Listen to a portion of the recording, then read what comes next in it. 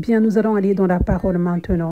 J'ai intitulé ce message « Leader du réveil global ». C'est un message pour les leaders de ce réveil global. Qui sont ceux-là? Ceux-là sont vous.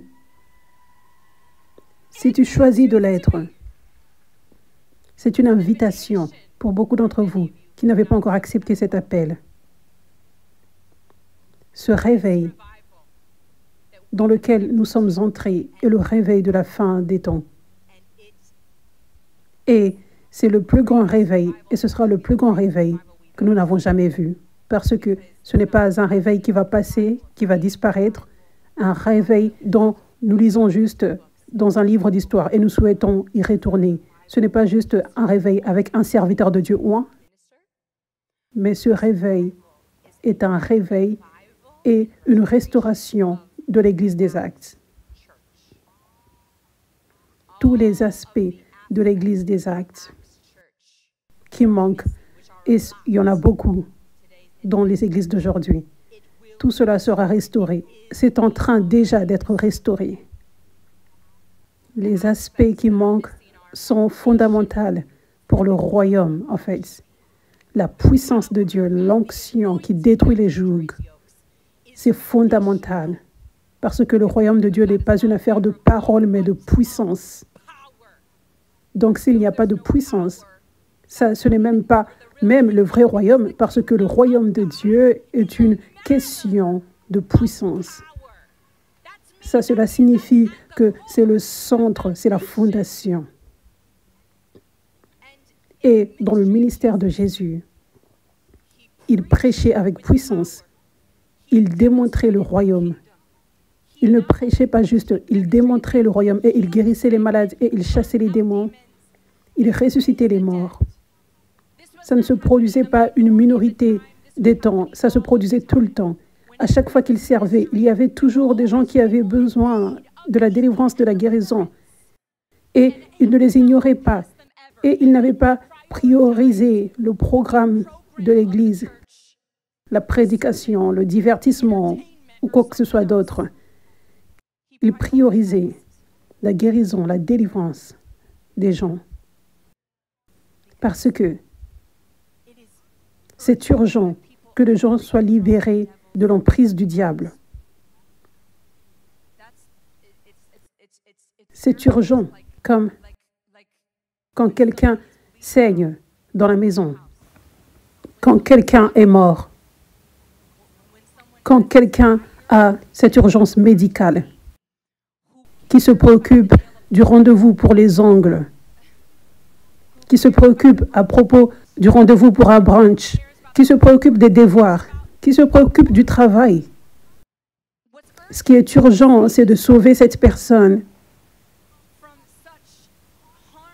d'un danger pour sa vie. Même le plus grand danger pour la vie d'une personne, c'est le danger spirituel que le diable cause, plus que même le danger physique la majorité du temps. N'est-ce pas? C'est une urgence. Donc, ça c'est pour cela que Jésus priorisait toujours la guérison des malades, l'éviction des démons. Amen. Donc, ceci doit être restauré dans l'Église aujourd'hui.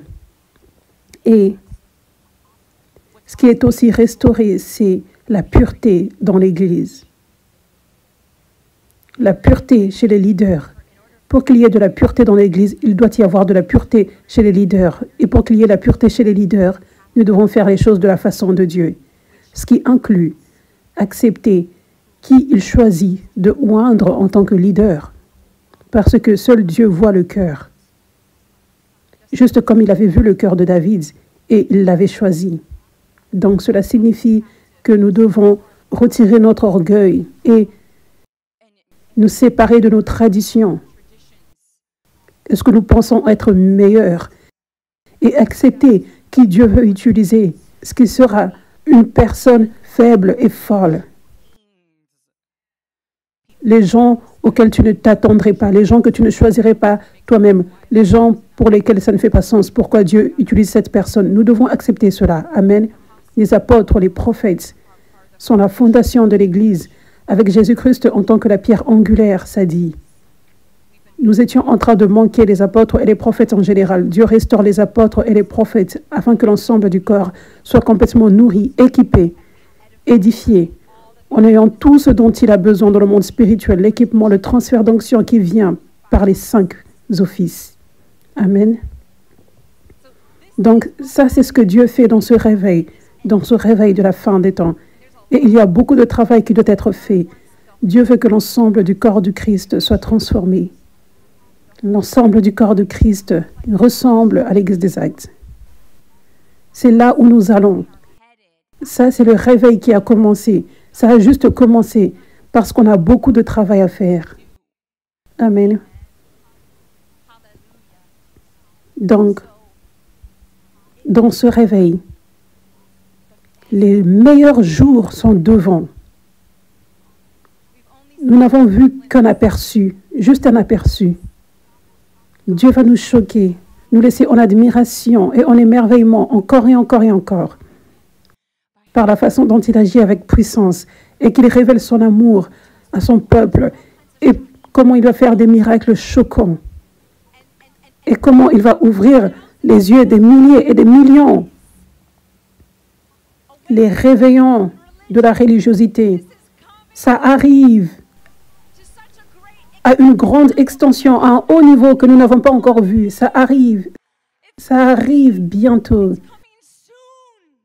Alléluia. Et nous continuerons d'aller de gloire en gloire. Ça ne continuera que de grandir, l'onction, l'extension de ce réveil qui atteint toute nation, toute plateforme, sans que rien ne retienne ce mouvement de Dieu. Alléluia. Et ce qui fait en sorte que ce réveil grandisse et qu'il aille de l'avant, c'est l'armée du réveil. Ce n'est pas fait d'une personne. Dans une armée, tu peux avoir un général, mais le général ne peut pas aller loin par lui-même, n'est-ce pas? Il doit y avoir une armée, plusieurs personnes. C'est comme ça que ce réveil va se propager. C'est comme ça que ça a grandi là où nous en sommes maintenant. Nous avons vu Dieu nous choquer en agissant sur 1000 personnes en un seul endroit, à Manille, aux Philippines. Cela est venu par une armée du réveil qui a conduit, qui a pris place pour être leader, étant exemple pour les autres. Nous avons besoin de plus de leaders. Nous avons besoin de plus d'entre vous, que vous veniez en première ligne de cette armée du réveil. Dieu a besoin de toi et Dieu t'appelle à être un leader.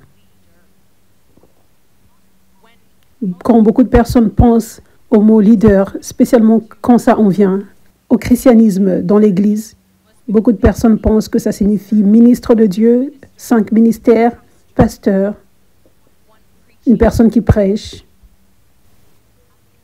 Je me rappelle même, j'avais lutté une fois. La première année, je crois que ça a été après que Dieu m'ait appelé à être ministre de Dieu. Je ne me sentais pas comme une leader. Et je crois que c'était même avant que je ne commence l'Église. Et je luttais parce que je ne me sentais pas comme une leader. Je ne m'étais jamais proposée pour conduire un groupe à l'université. J'étais toujours celle qui suivait. Et je pensais que être leader signifiait: tu as juste cette confiance naturelle et cette inclinaison pour prendre en charge et tu sais juste quoi faire. Et tu peux bien parler. Tu es un bon parleur. Ça, c'est ce que je pensais, être un leader. Et je ne me voyais pas comme une personne qui avait ces qualités, pas du tout. Et j'avais juste ce moment avec Dieu en lui demandant comment je peux être leader. Et à ce moment-là, Dieu m'avait parlé. Ça, ce n'est pas, c'est qu'un leader. Ce que moi, je vois comme un leader, peut-être la façon du monde, mais qui, moi, je vois en tant que leader, sont ceux qui ont mon cœur. Ce sont ceux-là que Dieu voit comme des vrais leaders. Ce sont ceux qui ont son cœur. Parce que les leaders sont ceux qui apportent du changement. Tu n'as pas besoin d'avoir un micro ou une position ou des abonnés ou quoi que ce soit ou une église pour faire le changement dans le monde. Et nous sommes appelés à être la lumière du monde. Plus nous brillons de notre lumière, laissons Jésus être vu tellement au travers de nous, en étant transformés en son image. Nous brillerons tellement et les gens ne peuvent rien faire d'autre que te regarder, te voir et être attirés. Cela signifie que les gens deviennent inspirés, ils deviennent motivés. Ils se sentent comme « ça c'est correct, je veux être comme cette personne, comment elle se comporte ». Alléluia. J'aimerais vous montrer quelques leaders dans la Bible. Les leaders dans la Bible. Voici ici un exemple. La femme samaritaine au puits. Cette femme vivait réellement dans le péché. Elle avait beaucoup de partenaires sexuels. Et Jésus l'avait rencontrée. Jésus avait parlé avec elle. Jésus avait parlé avec elle prophétiquement. Il avait révélé. Il connaissait sa vie intime, les détails. Mais quand il avait parlé avec elle et quand il l'avait servie, il avait juste montré l'amour et la compassion. Et en expérimentant ce ministère prophétique au travers de Jésus et son amour, elle était changée. Elle avait découvert son Sauveur et elle était tombée amoureuse de Jésus. Et elle était si excitée de partager la bonne nouvelle avec d'autres, de présenter Jésus à d'autres, afin qu'ils aient cette rencontre qui change la vie comme elle. Donc, elle avait couru et elle avait dit à beaucoup de personnes, « Vous devez venir rencontrer Jésus. Il m'a dit toutes choses à propos de moi. Il connaissait toutes choses. » Donc, elle n'avait pas eu honte de son passé. Elle n'avait pas eu honte de témoigner de la vérité complète sans laisser des détails inconfortables, n'est-ce pas? Donc, elle avait dit, venez rencontrer Jésus. Et la Bible dit que beaucoup de personnes à qui elle avait parlé, ces gens avaient suivi Jésus à cause du témoignage de la femme. On la trouve dans la Bible. Nous connaissons son histoire et son histoire a changé nos vies. Son histoire nous a enseigné comment nous sommes supposés nous comporter, l'importance de témoigner, l'importance de ne pas avoir honte de dire « j'avais besoin d'un sauveur, j'étais pécheur. J'avais besoin d'un sauveur. » Amen. Elle n'était pas une enseignante en forme d'une personne dans les 5 ministères, mais elle nous a enseigné beaucoup. Elle m'a enseigné et elle a enseigné beaucoup de générations, des milliers de générations avant nous, et elle continuera d'enseigner plusieurs générations après nous. Elle est leader.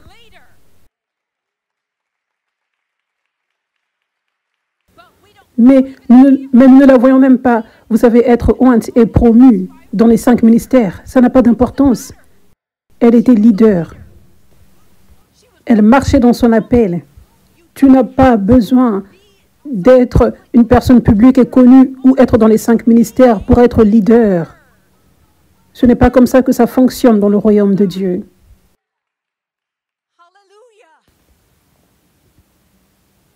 Je vois aussi un leader dans les disciples. Parlons avant du moment où les disciples étaient oints pour être apôtres. Ils étaient juste des simples disciples, des simples suiveurs de Jésus. Ils n'avaient pas de position, ils n'avaient pas un titre, ils n'avaient pas un micro, une plateforme, une position dans les 5 ministères. Ils étaient juste des suiveurs, des serviteurs de Jésus. Mais ils mettaient en avant des qualités incroyables de leadership, comme le fait de tout laisser pour suivre Jésus. Rapidement, sans combattre, délibérer, argumenter, questionner, être sceptique. Ils avaient rapidement tout abandonné quand Jésus avait demandé cela et ils avaient suivi Jésus. Ça, c'est un leader et ça nous enseigne aujourd'hui. Et cela a enseigné plusieurs générations et va continuer d'enseigner plusieurs générations. Ils étaient leaders. Alors qu'ils avaient choisi de ne jamais quitter Jésus, même quand ce n'était pas populaire. Tellement de personnes avaient quitté Jésus. Il y a une fois où Jésus avait prêché une prédication qui avait rendu les gens inconfortables parce qu'il avait dit « Vous devez manger ma chair et boire mon sang ». Les gens n'avaient pas encore la révélation, la compréhension et ils étaient offensés et perturbés par ce qu'il avait dit. Et beaucoup de personnes l'avaient quitté, la Bible dit. Et Jésus s'était tourné vers les disciples et il avait demandé « Allez-vous me quitter également ?» Et ils avaient dit « Où pouvons-nous aller? Tu nous as donné la parole, tu nous as donné la vie. Où d'autres pouvons-nous trouver la vie? Pouvons-nous trouver la direction? Pouvons-nous trouver ta parole parfaite? Où pouvons-nous aller ?» Ils étaient leaders. Ça nous enseigne aujourd'hui. Ça nous aide aujourd'hui. Leur exemple. Amen. Ensuite, il y a une écriture que j'avais lue la semaine dernière, dimanche dernier. Luc 8, verset 1. Peu de temps après, Jésus commença une visite des villes et villages voisins, prêchant et annonçant la bonne nouvelle du royaume de Dieu.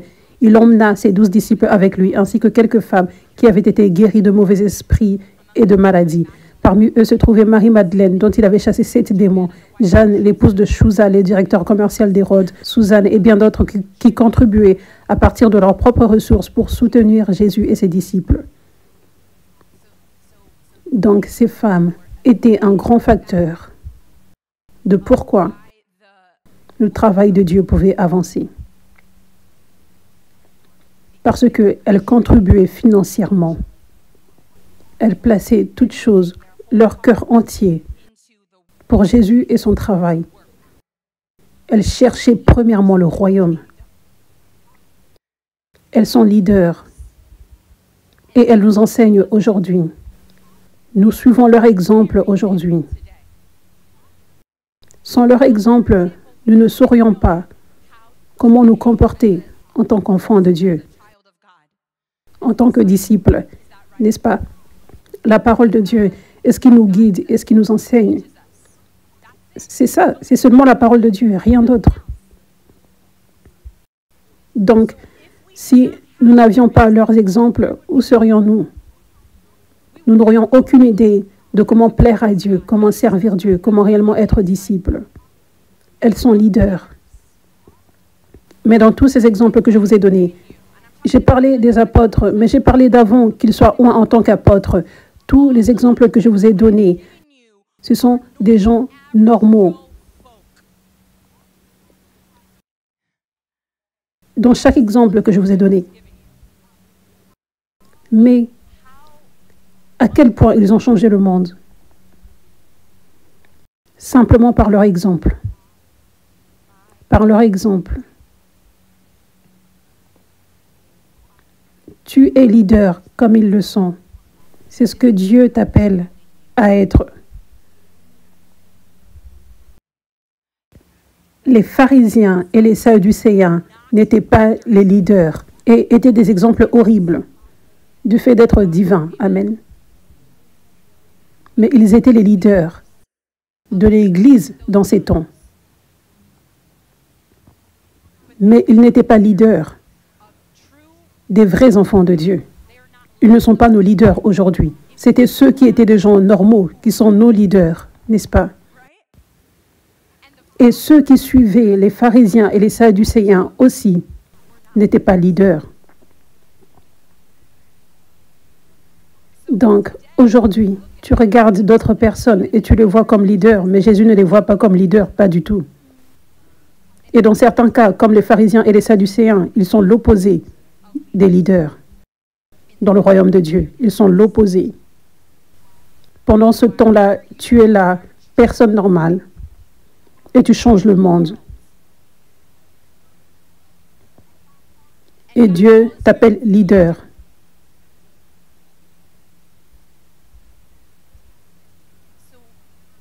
Donc, le réveil qui a éclaté à l'église 5F avec la délivrance, qui a soudainement éclaté, la puissance de Dieu qui agit soudainement.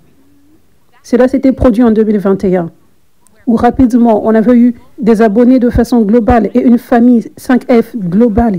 Les gens avaient commencé à voyager toutes les semaines pour rencontrer la puissance de Dieu ici. Et ça n'a jamais stoppé depuis. Ça, c'était au printemps 2021. Mais avant cela, c'était 3 ans à peu près où j'avais commencé l'église. Et Jean-Tal avait rejoint 1 an plus tard. Et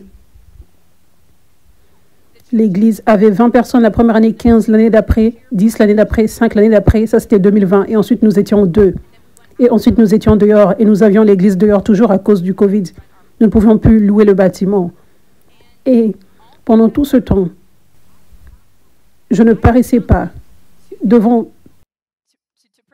personne pratiquement, sauf mon père spirituel, prophète Jordavi et Jean-Tal. Et peut-être quelques personnes à l'église, ou peut-être pas. Mais je ne paraissais pas comme une personne vraiment importante dans le royaume de Dieu. Les gens ne me voyaient pas en train de prêcher devant une personne dans le parc en disant « Oh, ça c'est un général dans le corps du Christ. Oh, Dieu la voit comme une personne importante et comme un leader. » Je suis pratiquement sûre que personne ne me voyait de cette façon, sauf mon père spirituel, peut-être Jean-Tal,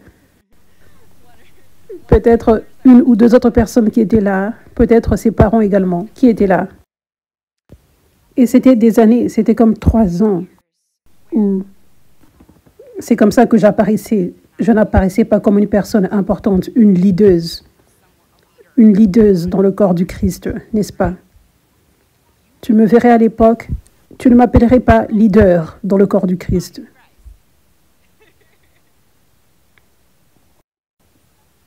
Donc ça, c'est toi. Est-ce que tu es différent? Si tu peux me voir maintenant dans le corps du Christ. J'étais toujours leaduse à cette époque. J'apportais toujours du changement. Jean-Tal est leaduse. On chargeait sous une grande chaleur ce chariot avec nos équipements et toutes choses tombaient du chariot 3 fois. C'était pour installer le service pour l'église, pour 1 ou moins de personnes des fois. Donc nous étions leadeuses, mais on ne paraissait pas comme ça. Mais en effet, nous étions leadeuses. Et c'est devenu une histoire moderne de la Bible. Vous savez, comme les disciples. Le chapitre 1, ils étaient pécheurs et ils avaient tout quitté pour suivre Jésus. Ça, c'était déjà une qualité de leadership là. Mais c'était avant qu'ils ne soient un apôtre. Donc, tu n'as pas besoin d'attendre pour une quelconque position, un micro, une plateforme, pour commencer à changer le monde et commencer à être leader, un leader que les gens suivent. La Bible dit « Faites des disciples ». Nous sommes tous appelés à faire des disciples. Tu es supposé faire des disciples. Tu es supposé faire des disciples simplement en étant exemple, un exemple auquel les gens sont attirés et inspirés et commencent à suivre. Tu es supposé avoir beaucoup de personnes qui te suivent. Je ne parle pas des gens qui te suivent sur Instagram. Je ne parle pas d'une église avec des membres. Je parle des gens qui remarquent ta lumière et qui sont inspirés par toi et qui commencent à suivre ton exemple. Et certains d'entre vous, vous avez fait ceci déjà tellement. Et certains d'entre vous, une grande façon de comment nous sommes leaders, c'est faire ce que les disciples avaient fait. Quand tellement de personnes avaient rejeté Jésus et avaient quitté Jésus, cet esprit de religiosité avait fait en sorte qu'ils soient si sceptiques. Et beaucoup avaient rejeté Jésus. Mais ensuite, il y avait ces disciples qui étaient restés avec lui malgré toutes choses. Dans les temps où ce n'était pas confortable ou populaire. Dans les temps où ça signifiait qu'ils étaient persécutés également parce qu'ils restaient avec Jésus. Donc, juste toi qui es consistant en tant que disciple dans ce réveil, sans honte, pour témoigner de comment Dieu t'a touché, pour témoigner de ta délivrance, de comment les gens reçoivent la liberté. Juste ça, c'est un exemple pour beaucoup. Les gens voient cela, les gens écoutent la voix religieuse et ne savent pas quoi faire. Ils entendent les voix religieuses, les pharisiens, et ensuite ils te voient. Et Dieu, au travers de toi, sauve ces gens. Ces gens sont en mesure de voir Je ne vois pas les fruits de l'esprit ici, avec ces déchets religieux, ces choses qui n'ont pas de sens, qui sont déclarées. Vous savez, mais les gens ont besoin de voir la différence. Je vois tellement de cela dans le corps du Christ aujourd'hui. S'il n'y a qu'un exemple, les brebis ne suivent que ce seul chemin. Comme si tu ne vois qu'un exemple, si tu n'as qu'un exemple d'un père ou d'une mère, et on ne t'a jamais enseigné, c'est comme ça en fait qu'un père ou une mère devrait être. Tu seras un père ou une mère comme ton père ou ta mère t'a traité, comme si tes parents étaient abusifs ou quoi que ce soit. Si personne ne t'a jamais dit, ça c'est mauvais, tu feras la même chose. Nous avons besoin des leaders, c'est comme ça que nous sommes créés. Donc, s'il n'y a qu'un mauvais exemple, cela va continuer de produire plus de mauvais exemples. Toute personne va juste suivre ce mauvais exemple. Donc, plusieurs fois dans le corps du Christ aujourd'hui, nous voyons les gens s'aligner juste avec l'esprit de religiosité parce que c'est tout ce qu'ils entendent, c'est tout ce qu'ils savent. Tout ce qu'ils savent, c'est l'orgueil. Tout ce qu'ils savent, c'est l'égoïsme. Tout ce qu'ils savent, c'est la vie tiède. Tout ce qu'ils savent, c'est le divertissement. Tout ce qu'ils savent, c'est le compromis. Mais s'ils peuvent avoir un exemple de la pureté, de l'humilité, de l'altruisme, du vrai abandon à Dieu, de l'obéissance à Dieu, de la crainte de Dieu, les gens verront la différence. Et cela va plus attirer. Les gens verront Jésus en toi et seront comme « Waouh, je vois la lumière ». Ça paraît comme la Bible que je lisais, que je n'avais jamais vue, ou dont je n'avais jamais eu la révélation. Voici ce que signifie l'humilité. Amen. Alléluia. Donc, beaucoup d'entre vous, vous avez des membres de famille et des amis, et leurs yeux sont maintenant ouverts à la puissance de Dieu. Ils sont dans ce réveil. Ils ont reçu la délivrance à cause de votre exemple. Il y avait toutes ces autres voix qui disaient d'autres choses, mais éventuellement, tu as continué de planter des graines et éventuellement, Dieu a agi au travers de toi pour ouvrir leurs yeux. Amen. Alléluia.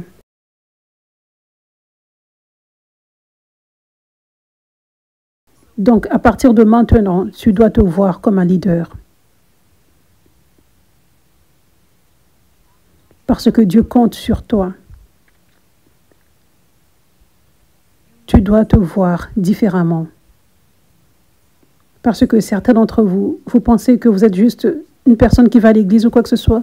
Tu penses que tu es juste spectateur, c'est comme ça que tu te sens. Tu sens comme si tu ne fais pas assez. Tu sens comme si tu n'es pas vraiment important. Tes journées paraissent juste pareilles, jour après jour. Et pendant ce temps-là, tu as beaucoup de rêves qui ne se sont pas encore réalisés, tellement de promesses. Certains d'entre vous êtes juste anxieux pour la promotion, l'élévation, un titre. Certains d'entre vous voulez être dans les 5 ministères et vous regardez là parce que tu connais que ton appel, c'est être un leader, c'est ton appel. Donc tu sens ce désespoir pour ton appel et tu dois comprendre que le temps, c'est maintenant pour entrer dans ton appel. Le temps, c'est maintenant pour être leader.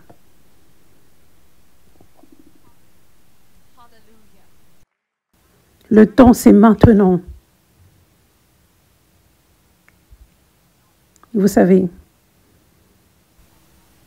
me voir de la bonne façon, me voir en tant que leader est une grande clé de comment Dieu a été en mesure de m'utiliser et de comment je peux rester dans sa volonté sans devenir distraite, mais rester disponible et prête pour le temps de l'élévation et le temps de l'accomplissement de la promesse. Je m'étais vue de la bonne façon, gloire à Dieu.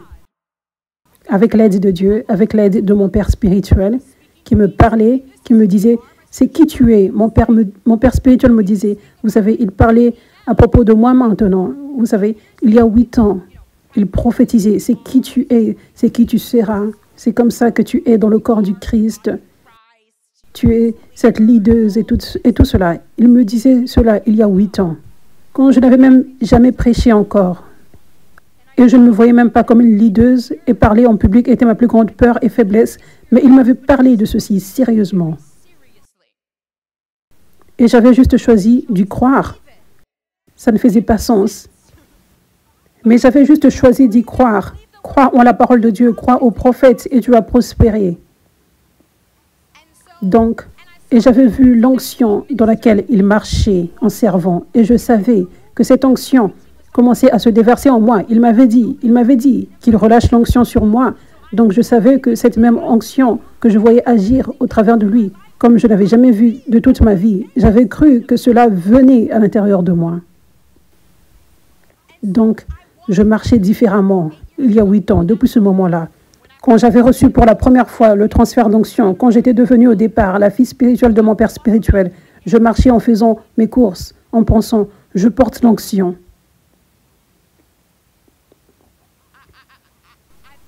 Je n'ai jamais été enceinte, évidemment, mais j'imagine que c'est comme ça que c'est. Il y a ce changement où ce n'est plus juste moi pour laquelle je me préoccupe. Je dois marcher et vivre et faire toutes choses avec plus d'attention. Ce n'est même plus en fait à propos de moi. Comme quand une maman porte le bébé devient plus important que la maman. Pour la première fois, il y a ce changement. Et c'est ce qui s'était passé pour moi. J'avais commencé à voir cette onction. Le monde en a besoin. Cela va guérir et délivrer des gens. J'avais cru en cette prophétie venant de mon père spirituel, même si je ne voyais pas cela pendant des années, mais j'y avais cru. Donc, littéralement, tous les jours, j'ai marché avec cette révélation. Je marchais avec la révélation. Je suis une leaduse. Je porte quelque chose de précieux et de spécial. Et je ne peux pas vivre pour moi-même. Je dois penser à propos d'autres personnes. Ma vie est pour les autres personnes, pour servir le peuple de Dieu. Donc, tous les jours, je renouvelais mes pensées et je pensais de cette façon.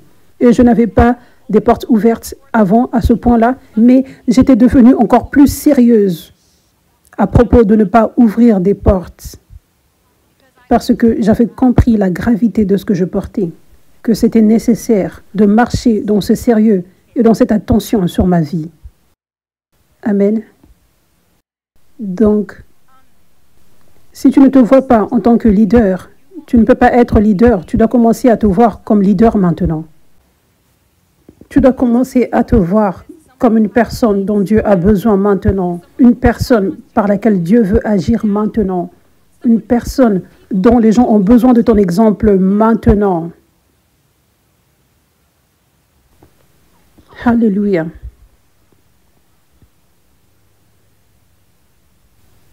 Tu dois marcher dans cette confiance divine. Cette confiance divine. En connaissant ton rôle dans cette armée du réveil de la fin des temps. Amen. Alléluia. Donc, ce que j'enseigne aujourd'hui, ce que je t'enseigne, comment être réellement un leader dans ce réveil global. Numéro 1, tu dois te voir comme un leader. Comme un homme pense, c'est ainsi qu'il est. Comme un homme ou une femme pense, c'est ainsi qu'il ou elle est. C'est une écriture dans la Bible. Tu dois penser, je suis un leader. Je suis comme la femme samaritaine au puits, ou comme les femmes qui contribuaient au ministère de Jésus, ou comme les disciples quand ils suivaient Jésus au départ. Oui, je suis une personne normale, mais je suis leader, un leader qui change le monde. Dieu compte sur moi, Dieu a besoin de moi. Je dois prendre mon rôle dans ce réveil, dans cette armée, sérieusement. Amen. Ensuite, tu dois vivre en étant abandonné à Dieu tous les jours. Ça dit dans Matthieu 10, verset 38, « Quiconque ne prend pas sa croix et ne me suit pas n'est pas digne de moi. Celui qui conservera sa vie la perdra, et quiconque perdra sa vie pour mon bien la trouvera. » Je veux lire une autre traduction, ça c'est ERV. « Ceux qui n'accepteront pas la croix qui leur est donnée lorsqu'ils me suivent ne sont pas dignes de moi. Ceux qui essayent de garder la vie qu'ils ont la perdront, mais ceux qui abandonnent leur vie pour moi trouveront la vraie vie. » Toute personne sur cette terre est née avec un vide qui ne peut être rempli que par Jésus. Le vide est rempli. Numéro 1, quand tu entres en relation avec Jésus. Quand tu connais son amour, quand tu reçois son amour et quand tu l'aimes en retour. Ça, c'est ce que signifie relation, pas la religion. Pas seulement connaître son amour, mais aussi réciproquer son amour. Pas seulement connaître son amour et ensuite l'aimer comme tu veux l'aimer. Par exemple, être chrétien de la façon la plus confortable possible pour toi. Mais réellement aimer Dieu signifie être après son cœur. L'obéissance, c'est son langage de l'amour. Donc, réellement, si tu veux connaître comment aimer Dieu, c'est facile. Si tu veux savoir comment aimer Dieu, obéis.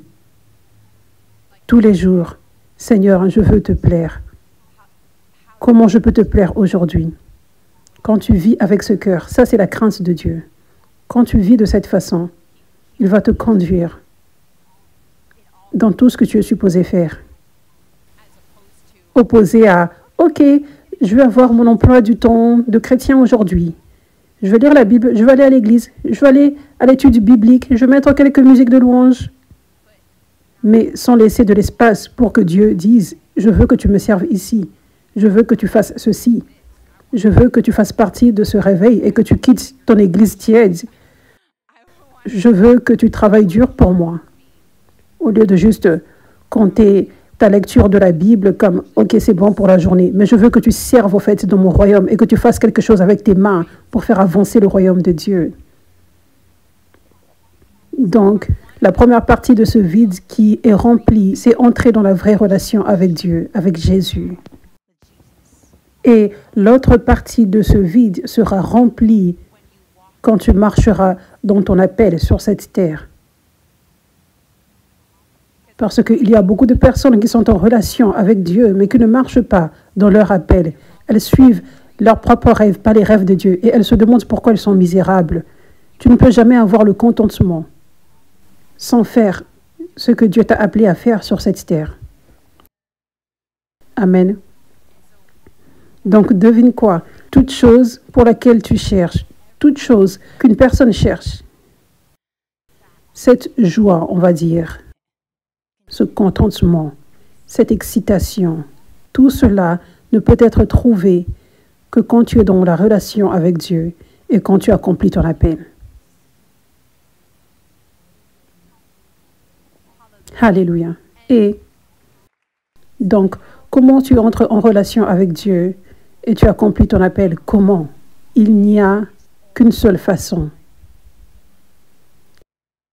L'abandon complet à Dieu. L'abandon complet tous les jours. Tu ne vas pas trouver ce que tu penses que tu vas trouver, la joie, le contentement, dans le péché. Tu ne le trouveras pas. Tu ne le trouveras pas dans les désirs sexuels. Tu ne vas pas le trouver dans la drogue, dans l'alcool. Tu ne vas pas le trouver dans les plaisirs de ce monde. Tu ne le trouveras pas. Tu vas trouver en fait l'opposé.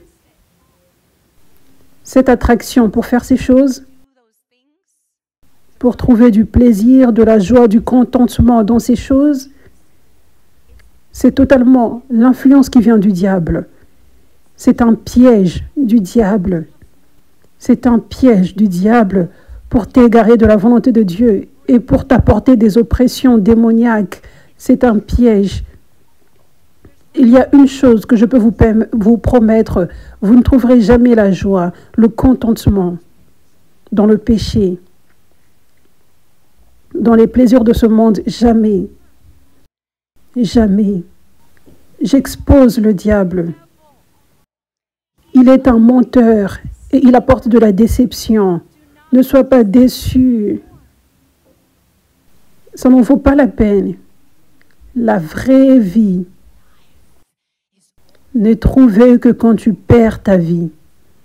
Quand tu abandonnes toute chose, c'est là que tu trouves la vraie vie, le bonheur, plus que le bonheur, la joie, la paix, le contentement, toute chose pour laquelle tu aspires, tu la trouveras.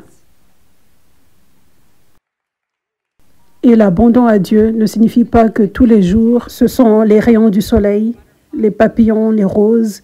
Cela ne signifie pas qu'il n'y a que des sommets de montagne, mais il y aura une paix qui persiste toujours. Une joie qui est toujours là. Surnaturellement, surnaturellement, surnaturellement. Et toutes les vallées en valent la peine et conduisent à même une joie plus incroyable.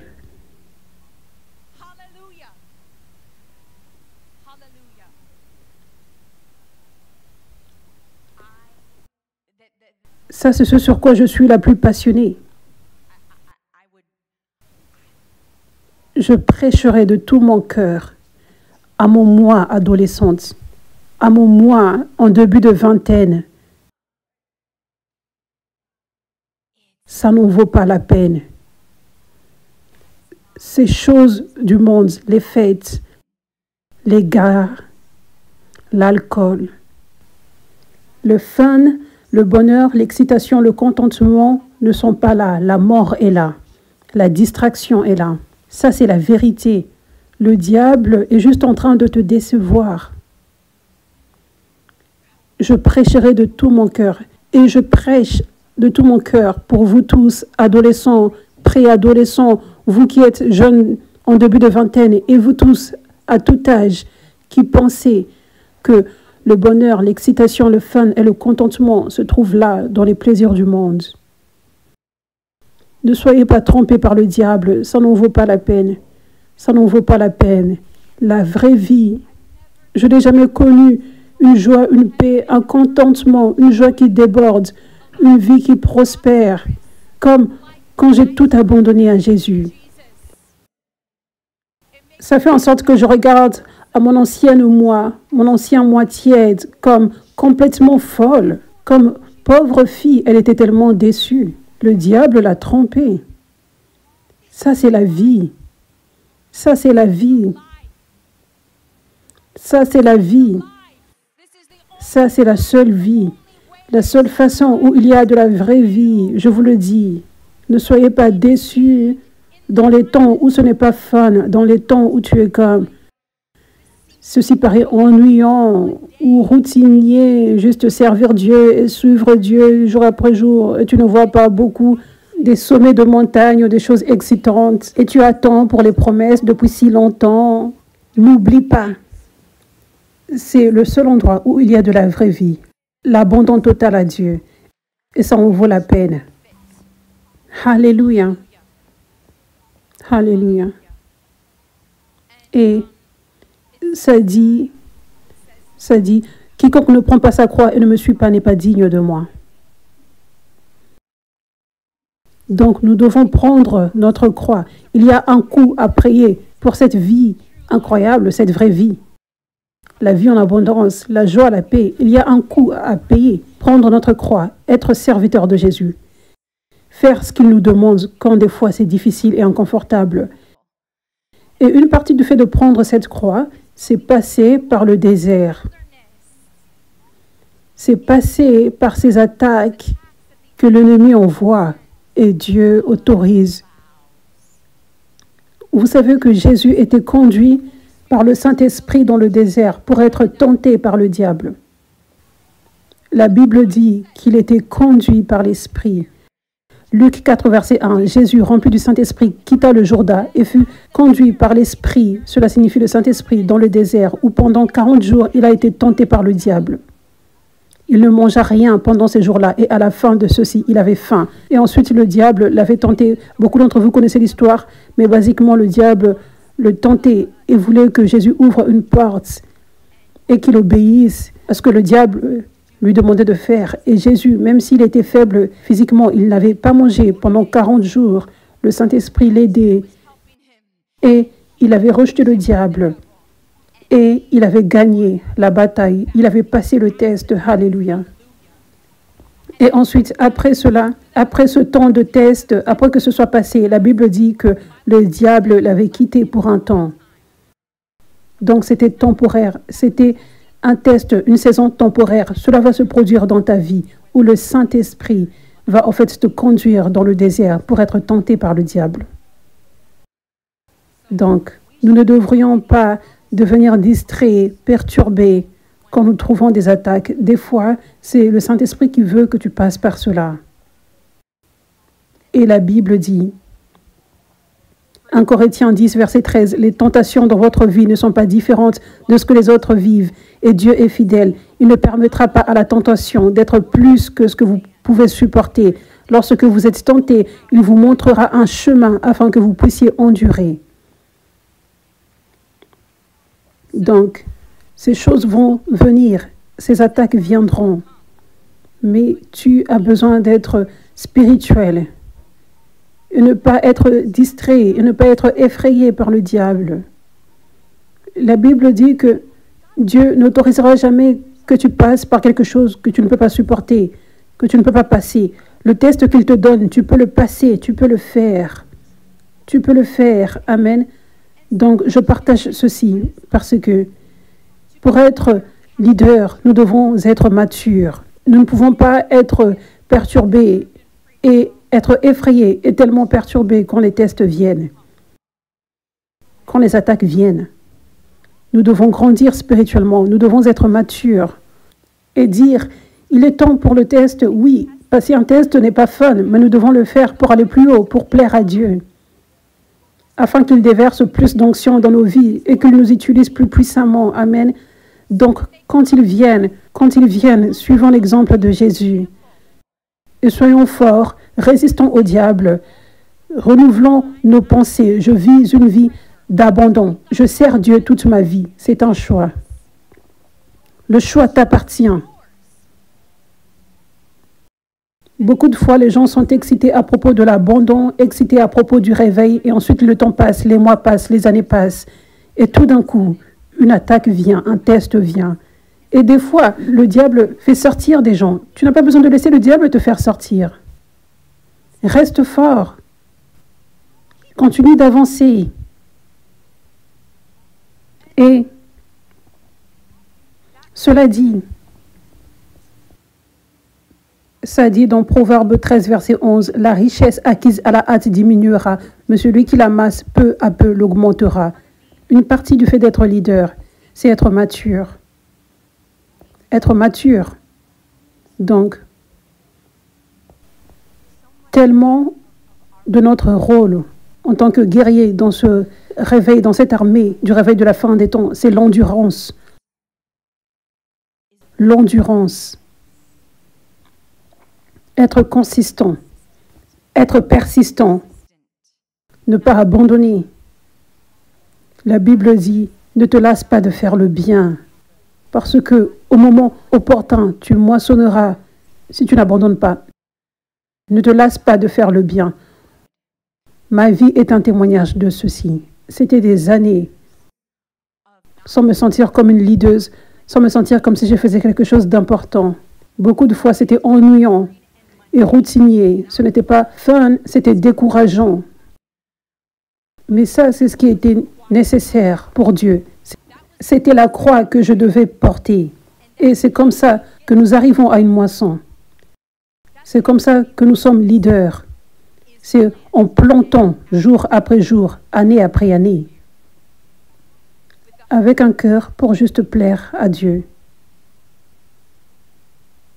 Si tu peux rester focalisé en te disant « je suis juste serviteur », au lieu d'être si obsédé avec l'accomplissement de la promesse. C'est comme ça que tu peux avoir l'endurance. C'est comme ça que tu peux continuer d'avancer et rester fort. Vous savez, ce verset dit que nous avons lu « La richesse acquise à la hâte diminuera ». Donc, je n'aimerais pas juste parler de la richesse et de l'argent, mais de toutes choses dans le royaume. La richesse acquise à la hâte diminuera, mais celui qui l'amasse peu à peu l'augmentera. Donc, c'est si important que tu ne te laisses pas être ennuyé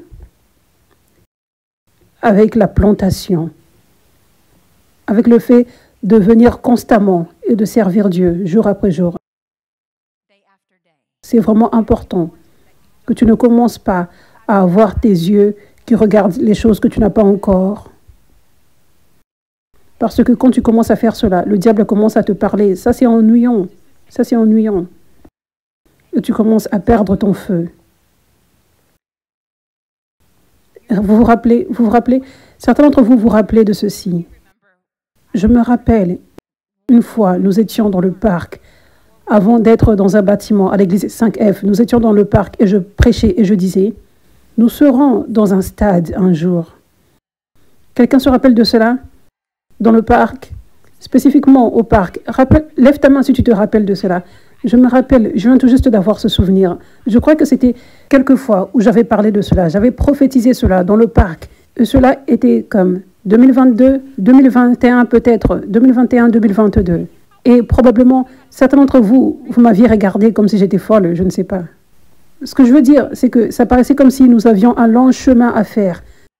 Mais regardez, le réveil vient de s'étendre à une arène il y a quelques semaines. Alléluia. En juste 2 ans, depuis le moment où j'avais parlé cela, quand nous étions dans un parc, nous avions l'église dans un parc, nous n'avions même pas un bâtiment. Donc, ça c'est ce qui arrive. De plus grandes, de plus grandes, de plus grandes, de plus grandes choses. Ce réveil qui s'étend dans des territoires, devenant si grand, grand, dans cette ville, et dans cette nation, et dans chaque nation. C'est juste un petit aperçu, ce que nous avons vu, comparé à ce qui est devant, et qui arrive même bientôt. Donc, cela dit, ne te lasse pas de faire le bien. Ne te lasse pas. C'est un tel privilège, c'est si excitant, c'est dont tu fais partie, ce dont nous faisons partie. La partie que nous avons à jouer dans le corps du Christ, dans le royaume de Dieu, dans ce réveil. Alléluia.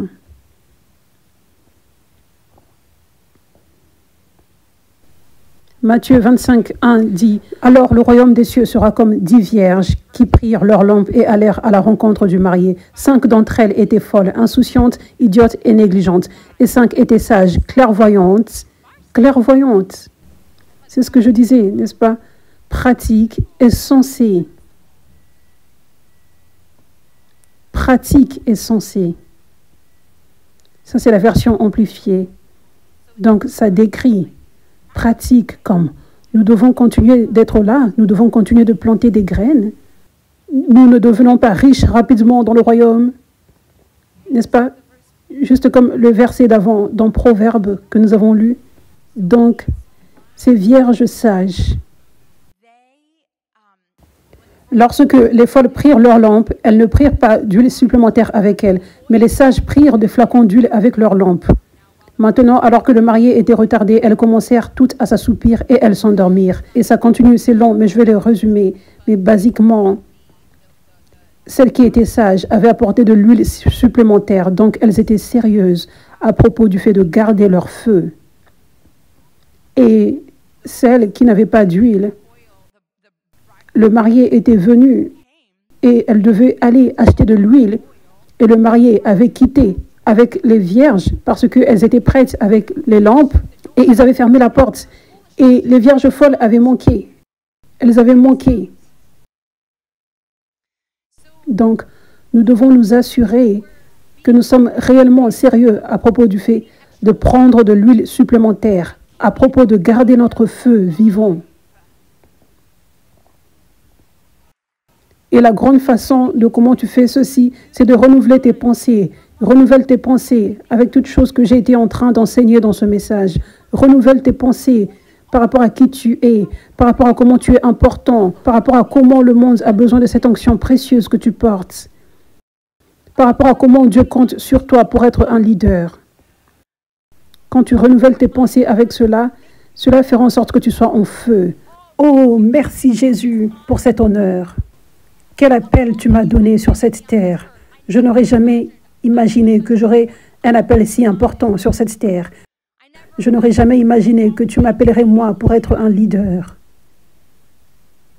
pour influencer tellement de personnes, pour qu'elles viennent te recevoir. Renouvelle tes pensées, ça c'est la vérité. Est-ce que quelqu'un croit en ce que je dis? Tu dois renouveler tes pensées. N'oublie pas cela. N'oublie pas cela. Quand les choses paraissent routinières, fais cette action, prends cette intention de renouveler tes pensées avec cette parole de Dieu. Je fais partie du réveil de la fin des temps de l'armée. et nous n'avons pas encore rien vu. Et je suis si excitée pour ce que Dieu est sur le point de faire. Je suis excitée pour ce qu'il fait maintenant. Regarde tout ce qu'il fait maintenant. Il touche des millions dans ce monde. Et je suis un leader. Je suis un leader dans ceci. Je suis un leader dans ceci. Dieu m'utilise moi. J'ai à partager mon témoignage. Les gens peuvent être guéris, délivrés et sauvés juste en écoutant mon témoignage. Jésus. Je peux servir dans ceci. Je peux faire partie de ceci. Je peux conduire la louange. Je peux être à la caméra. Peu importe tout ce que tu fais ici. Peu importe ce que tu fais en ligne, vous qui servez en ligne. Et je peux contribuer. Je peux être comme Johanna et les autres femmes qui contribuaient financièrement au ministère de Jésus. Je peux jouer une part dans ceci. Dieu m'utilise dans ce réveil de la fin des temps, dans cette armée.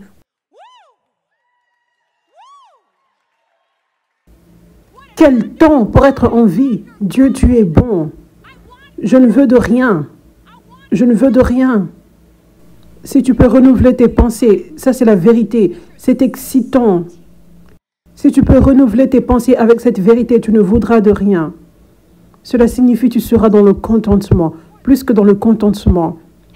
Et les rêves qui ne se sont pas encore réalisés seront la cerise sur le gâteau. Mais tu as le gâteau en vivant dans cette vérité. De cet appel puissant dans lequel tu marches. Rappelle-toi, le vide à l'intérieur de ton cœur est rempli par la relation avec Jésus et marcher dans ton appel.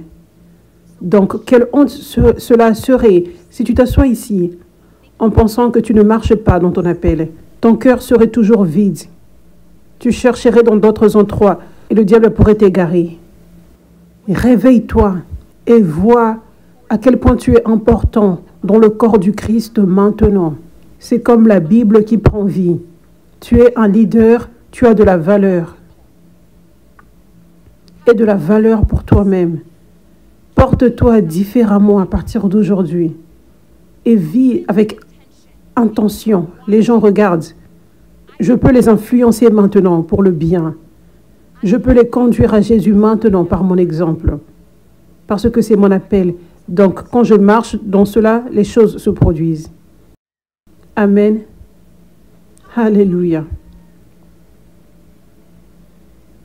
Acte 17, 10, ça dit, cette nuit-là, les croyants envoyèrent Paul et Silas dans la ville de Bérée, où ils entrèrent une fois de plus dans la synagogue. Ils ont découvert que les Juifs de Bérée étaient de caractère plus noble et beaucoup plus ouverts d'esprit que ceux de Thessalonique. Ils avaient faim d'apprendre et ont reçu la parole avec empressement. Donc Paul et Silas étaient allés servir quelque part et les gens n'étaient pas si ouverts là, ils étaient sceptiques, ils étaient remplis de religiosité. Ils écoutaient tellement les pharisiens, ce que les pharisiens avaient à dire à propos de Jésus. Et ils ne respectaient pas réellement et ne valorisaient pas réellement la parole de Dieu que Paul relâchait, que Paul et Silas relâchaient et l'onction. Ils ne valorisaient pas. Et quand nous avons la foi, nous recevons. Comme dans la ville natale de Jésus, ils n'avaient pas la foi, donc ils n'avaient pas beaucoup reçu. Donc ces gens ne recevaient pas beaucoup de la part de Paul et Silas. Mais ensuite, Paul et Silas étaient allés dans la ville de Bérée. Et ils avaient trouvé des gens qui étaient totalement différents. Ils étaient de caractère beaucoup plus noble. Cela signifie qu'ils étaient humbles, purs dans le cœur, comme des enfants. Ils voulaient réellement que Dieu fasse ce qu'il veut. Et ils étaient ouverts d'esprit. Ils n'étaient pas sceptiques, religieux, en cherchant le mal. Ils étaient ouverts d'esprit, prêts à recevoir le vin nouveau, prêts à recevoir la chose fraîche que Dieu relâchait dans ce nouveau mouvement. Donc, Dieu t'appelle à être un leader. Pour cela, tu dois être comme ces gens dans la ville de Bérée. C'est l'une des grandes façons de comment tu seras un grand leader dans ce réveil global. C'est en étant noble de caractère et ouvert d'esprit. Alléluia.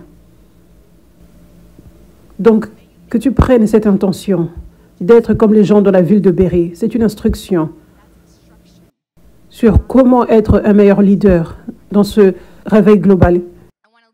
J'aimerais vous laisser avec une chose. Le Saint-Esprit m'a inspiré, m'a conduite à enseigner ce message, alors que Dieu m'avait rappelé une chose que mon père spirituel, prophète Dr. Jordavi, avait posté sur Facebook juste après l'événement de réveil aux Philippines.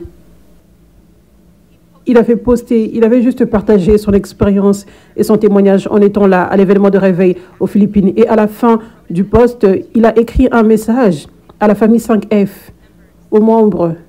Donc, j'aimerais juste partager cela. Et c'est puissant. Et c'est un vrai prophète, un général dans le royaume qui vous le dit. Donc, écoutez, à tous les membres de la famille 5F, vous êtes simplement les meilleurs leaders du réveil global. Ne laissez jamais votre lumière mourir. Alléluia.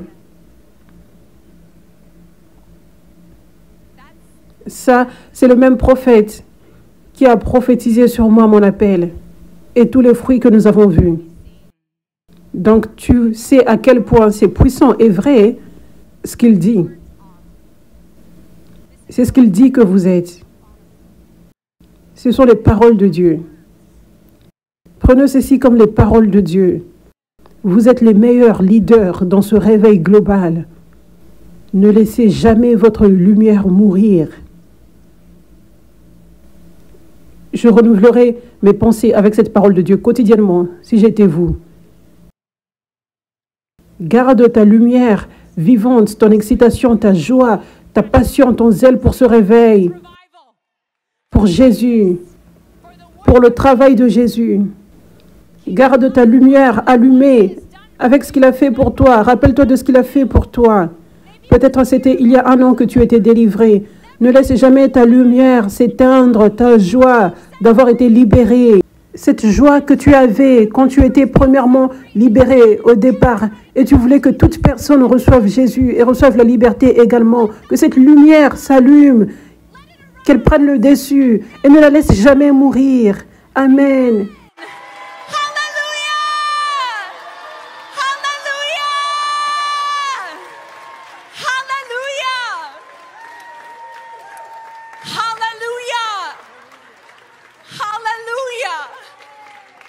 Merci Jésus.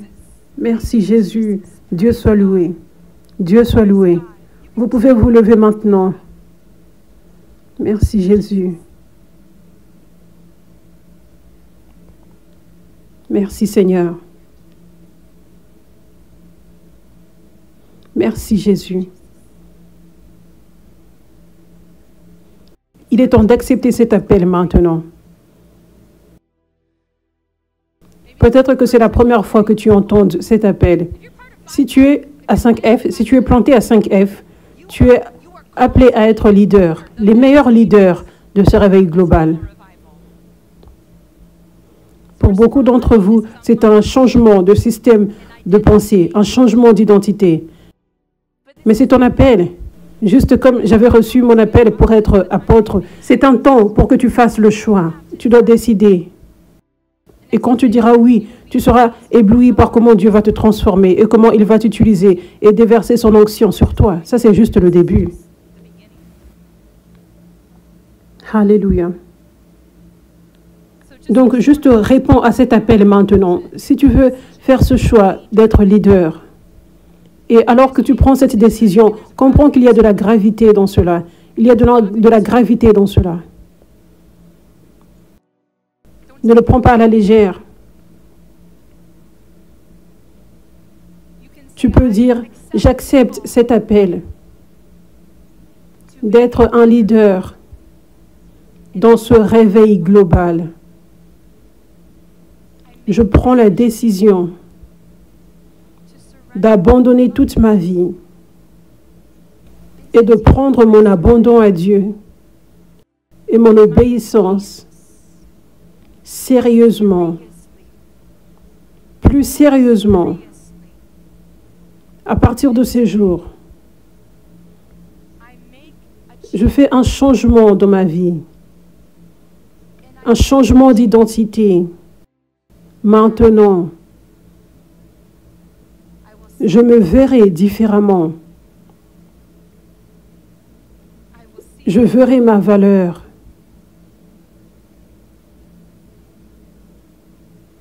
Fais ce que tu veux, Dieu. Transforme-moi. Façonne-moi en un vrai leader. Amen. Amen. Alléluia. Alléluia.